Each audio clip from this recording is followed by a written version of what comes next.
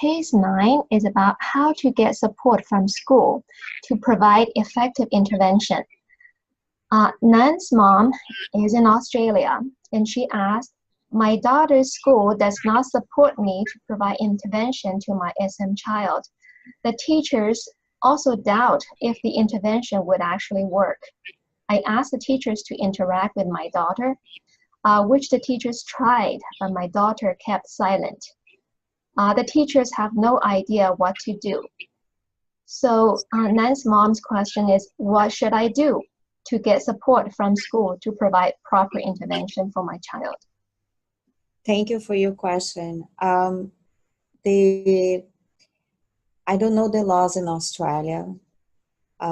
Here, what we do, once we give a diagnosis, we write a letter. I write a letter with the diagnosis, and the parents submit it to the school.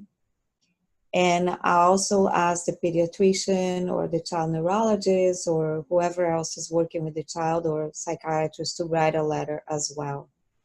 Usually the pediatrician writes the letter after I send my letter to the pediatrician to help facilitate the process.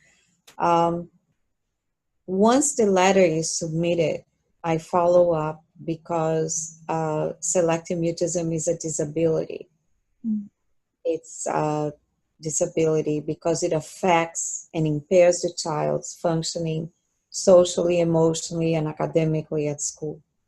So by law in the United States, the team of professionals have to meet to develop a special plan for this child.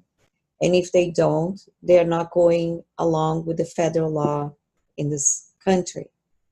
Again, I don't know what the law is in Australia, but I would definitely keep track of all the communication I have. I would look for some help in Australia from professionals or universities that could work with this process. I happen to know a professional, but Australia is a very, I don't know where Tony Atwood is, ATTWOOD. He is a very well-known psychologist who works in the area of autism spectrum disorders. Mm-hmm. And he definitely has done work with autism as a disability in Australia. He's one of the best people in the social skills area in autism in Australia and worldwide. So he could be a good reference for this person. So if you want to email me, I can send you his information, or it's TONY, mm-hmm. and it's ATTWOOD, Tony Atwood. Mm-hmm. He has written several books on social skills training for mm-hmm. autism. Mm-hmm. And I'm not saying that you should talk to him because of autism.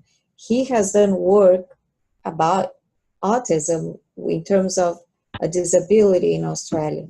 So I'm sure that he could be a connection for you. And it is my recommendation to you, because I think that it's either the experience with one school or the experience with all the schools. But like I said, for another parent, if you think that another school will be more open to interventions and to training of the teachers, that would be good, because teachers are teachers because they love to work and do what they do.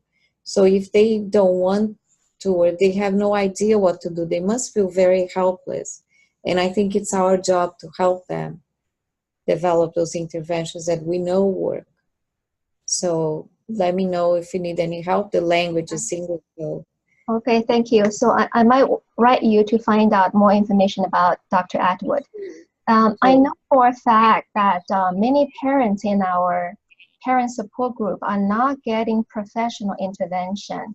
And some of them believe that their child has not a severe case, and they will do the intervention themselves by learning some strategies that they learn online from other parents. So probably you can comment on how professionals can, that the words can carry more weight when dealing with school officials. Oh, yeah, absolutely. It's just not like professionals need to know how they can help.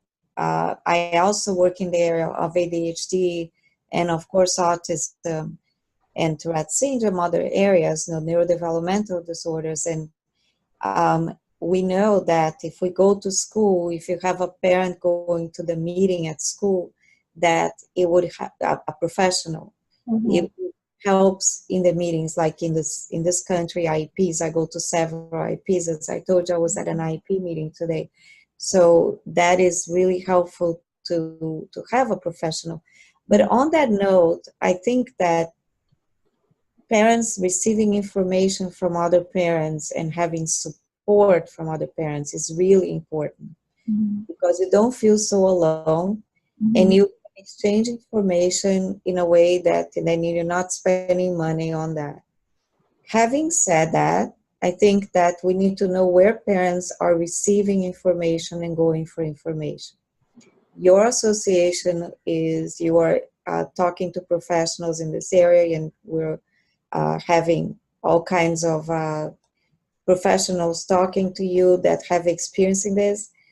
But it's really important not to go to any place in the internet, because there are a lot of adults with SM who recovered or still have it. And some teenagers go to some of the chat rooms in this, and it's not a very helpful experience if they only go to that, because it's really, there's a lot of misinformation from other adults, from parents and all that. And especially when it comes to the topic of medication. I don't make recommendations for medication, or I do make recommendations as a professional when to refer for medication, but I don't say what kids should be taking or not taking, or what kind of vitamins they should take for SM, like a lot of people say that. I think that we need to look for professional guidance when it comes to real treatment. And if a parent wants to start with support from other parents, that's great. But I will tell you that every day counts. And every day that a child doesn't go further is even if a child improves, but it reaches a plateau, is not good. We need to keep on going up to functioning well in all kinds of situations and with people. So I hope I answer your question. This is very helpful. So every day counts. That's the important message we want to give to parents. Thank you.